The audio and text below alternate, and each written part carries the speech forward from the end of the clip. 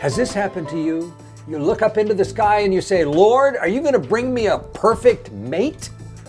Well, Godwinks can be your guide.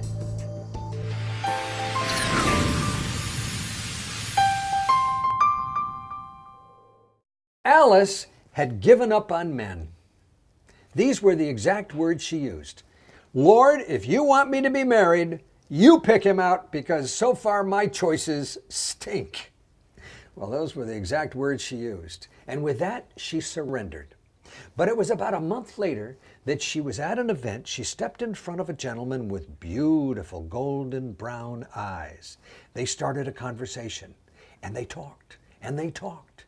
And after about an hour or two, Alice looked at her watch like Cinderella. She said, oh my gosh, I have to go. I've got to drive 8 hours to Victoria to a wedding. My cousin's getting married. The man said, wow, what a coincidence. I'm going to a wedding in Victoria and my cousin's marrying a doctor. She said, my cousin is a doctor. Well, that was an incredible Godwink. So what do in a case like that? You drive down together, you save on gas. Well, they drove down together and they jibber-jabbered all the way. They didn't have a moment of dead air. And when they got to the wedding, they danced and Alice said, my toes hardly touched the floor. And when Jack walked her to her room at night and kissed her goodnight, she said, my toes curled. I don't know what it is with these toes, but the next day she got up and she went down to breakfast with Uncle Charlie, her favorite Uncle Charlie, and she told him that she had met the man she's going to marry. What's his name? He said. Jack Totah. Uncle Charlie said, Totah? I wonder if he's related to Nabib Totah. At that moment, Jack walked into the kitchen and he said, Nabib is my uncle.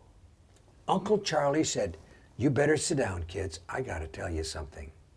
He said, 50 years ago when I came to America on a ship, I was filled with uncertainty about what was going to happen. I met another young man who was my age, who had the same feelings. His name was Nabib. We were best pals all the way across the ocean.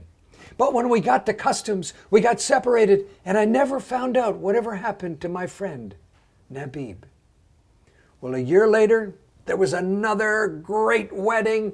Alice and Jack were married. And there, sitting in the front row to celebrate it, were two old friends, Uncle Charlie and Uncle Nabib. That's what happens when God winks at you.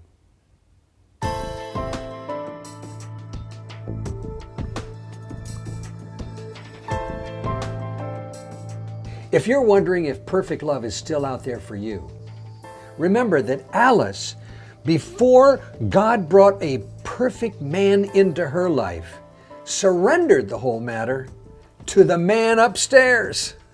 I'm Squire Rushnell. When that happens to you, would you write to me? Good wishes and God winks.